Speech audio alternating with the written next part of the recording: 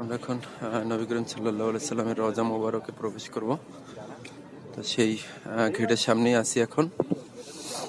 আমরা এখন ভিতরে যাওয়ার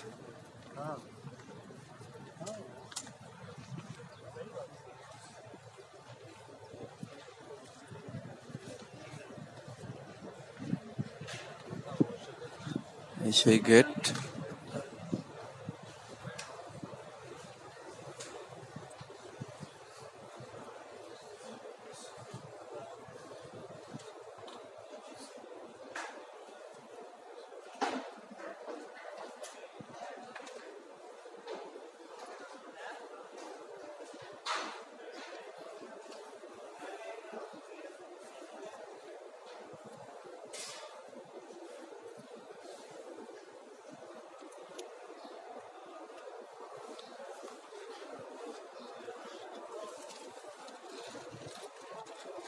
এখানে সামনে রয়েছে বিশ্বনবী হযরত মুহাম্মদ সাল্লাল্লাহু আলাইহি সাল্লামের রওজা মোবারক।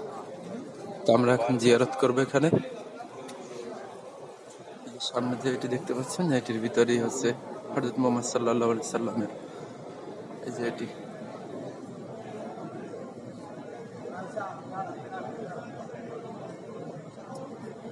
এখান থেকে বের হয়ে চলে যেতে হবে। তো এটি হচ্ছে সেই রওজা মোবারক।